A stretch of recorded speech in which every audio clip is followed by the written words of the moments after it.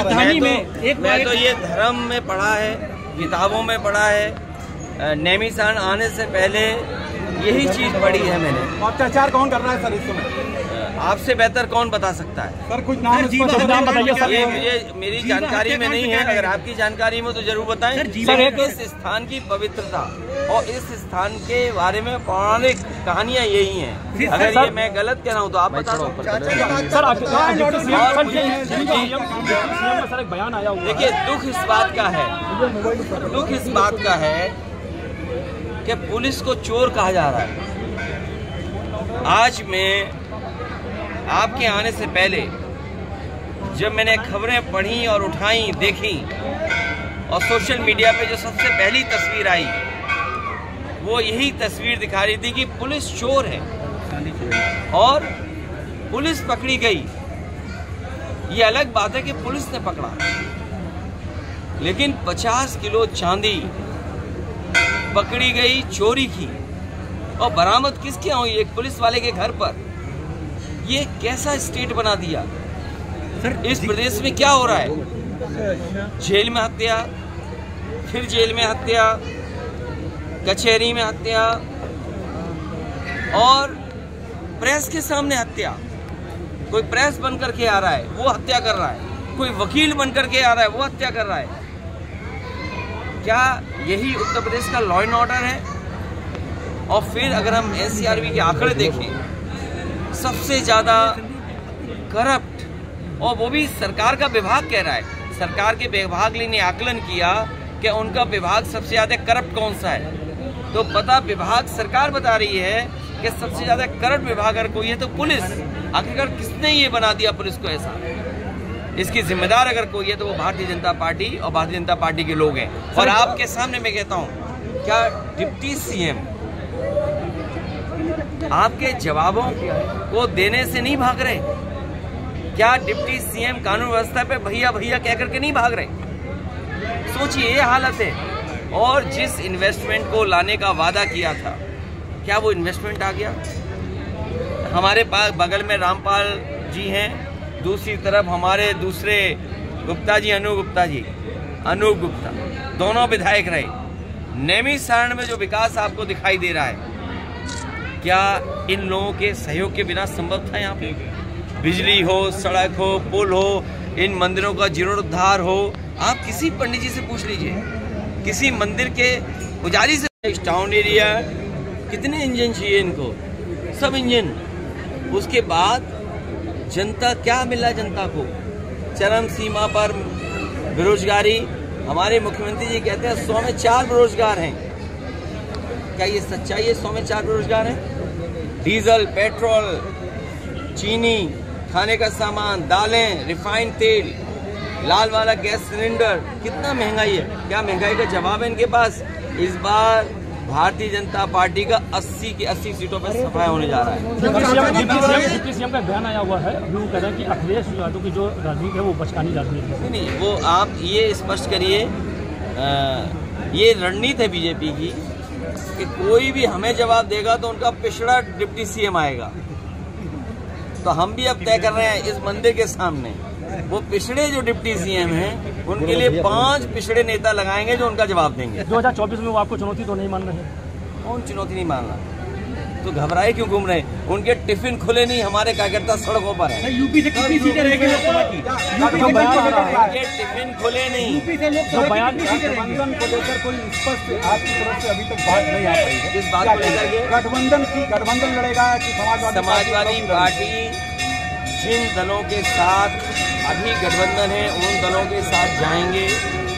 Samajwadi party को अनुभव है गठबंधन करने का, साथ लेकर के चलने का। बड़े दिल खोल करके समाजवादियों ने गठबंधन किया है और ऐसी परिस्थितियों में कोई अगर समाजवादी पार्टी के साथ आना चाहता है तो दिल खोल करके, बड़ा दिल कर करके आए।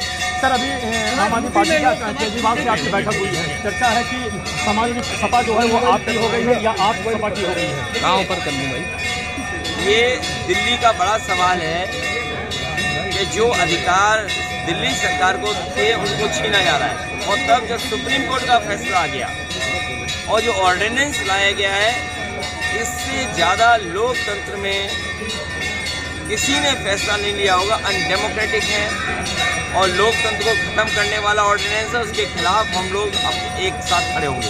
बीजेपी यहाँ पर जो है आरोप, मेरा आखिरी सवाल, भाजपा का साफ हिंदुत्व का जो आरोप है उसे आप कहाँ तक सही मानते हैं? देखिए,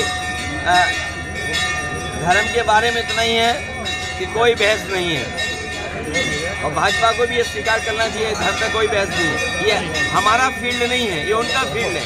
हमारा फील्ड है किसान, बेरोजगार, नौजवान, महंगाई, बेरोजगारी। आखिरकार इसका जवाब बीजेपी पे क्या है?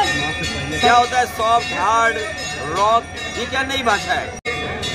ये जो अधिकार दिल्ली सरकार को थे उनको छीना जा रहा है। और तब जब सुप्रीम कोर्ट का फैसला आ गया और जो ऑर्डिनेंस लाया गया है, इससे ज्यादा लोकतंत्र में किसी ने फैसला नहीं लिया होगा। अनडेमोक्रेटिक है और लोकतंत्र को खत्म करने वाला ऑर्डिनेंस है, उसके खिलाफ हम लोग अब एक साथ खड़े होंगे। बीजेपी यहाँ पर जो है आरोप, मेरा आखिरी सवाल, भाजपा का साफ हिंदुत्व का जो आरोप है उसे आप कहाँ तक सही मानते हैं? देखिए, धर्म के बारे में इतना ही है कि कोई बहस नहीं है और भाजपा को भी ये स्वीकार करना चाहिए, धर्म पे कोई बहस नहीं है। ये हमारा फील्ड नहीं है, ये उनका फील्ड है। हमारा फील्ड है किसान, बेरोजगार, नौजवान, महंगाई, बेरोजगारी। आखिरकार इसका जवाब बीजेपी पे क्या है? क्या होता है सॉफ्ट, हार्ड, रॉक? ये क्या नई भाषा है? ये कोई नई भाषा है? Soft, hard, rock, diamond cut Hindu? क्या हमारे बीजेपी वाले डायमंड कट हिंदू हैं क्या? ये सवाल नहीं है। सवाल ये है कि महंगाई का जवाब क्या है, बेरोजगारी का सवाल क्या है। और आप तो नैमिषारण्य सीतापुर के रहने वाले हैं। सीतापुर का पूरा ट्रैफिक इंतजाम सांडों के हवाले कर दिया है। सर, एक आखिरी सवाल सर, आप जो है सर यहाँ नैमिषारण्य में 2 दिवसीय शिविर कर रहे हैं और कार्यकर्ताओं को 2024 का जीत मंत्र दे रहे हैं। वहीं आपके पार्टी के जो संस्थापक सदस्य है राय साहब, वो आपकी पार्टी छोड़ दी सर। कैसे सर आप मजबूत करेंगे 2024 में? बड़ा अच्छा सवाल पूछा। आप शायद उनको नहीं जानते, अगर जानते होते तो कभी सवाल नहीं पूछते। उनके घर में 10 पार्टियों के झंडे हैं। सर, आज मौर्य जी नहीं है। कौन? स्वामी वो पार्टी में है और मुझे उम्मीद है कि अगले शिविर में, जैसे हर शिविर में कोई कोई नया लीडर बोल रहा है, तो नए लीडर बोलेंगे हर शिविर में। कौन आया कौन नहीं आया? अब ये पूछो कि और क्यों नहीं आए। अरे आपने क्यों नहीं पूछा कि डिम्पल क्यों नहीं आई?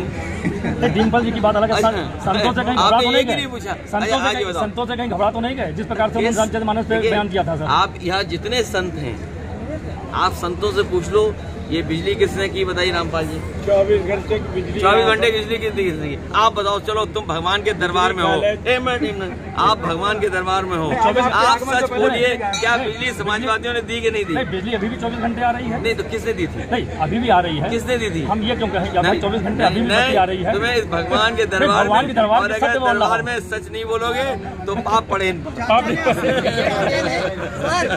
You sir, thank you.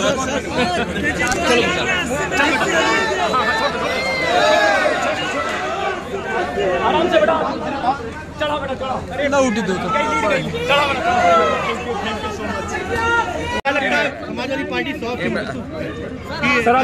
Naimi से शुरुआत हुई है सर। समाजवादी पार्टी का साथ हिंदू का मोर्चा लेके चल रही है। सबसे पहले मैं अपने पार्टी के सभी नेताओं का और खासकर सीतापुर के नेताओं का धन्यवाद और आभार प्रकट करूंगा कि ऐसे पवित्र स्थान पर उन्होंने समाजवादी पार्टी का ये शिविर का आयोजन किया। उसके लिए मैं बहुत बधाई देता हूं। और इस स्थान पर, इस पवित्र स्थान पर, इस तीर्थ स्थान पर मैं कई मौकों पर कई बार आया हूं। मेरा भी खराब हो जाएगा, मेरा भी खराब। और इस तीर्थ स्थान पर खड़े होकर के मैं यही कह सकता हूं, असुर वही हैं जो अत्याचार करते हैं, असुर वही हैं जो अत्याचार कर रहे हैं। और ये स्थान हमें वो पौराणिक याद दिलाता है कि असुरों का भी असुर यहाँ नहीं हुआ। और ये स्थान ऐसा सुरक्षित है, ऐसा कवच है इस स्थान पर कि असुरों को भी यहाँ आने की अनुमति नहीं है। तो ऐसी पवित्र स्थान पर हम समाजवादी पार्टी के लोग बैठे हैं, निर्णय लेंगे और एक बार फिर याद दिलाऊंगा मैं कि असुर वही जो अत्याचार करें। जीवा हत्याकांड पे क्या कहेंगे?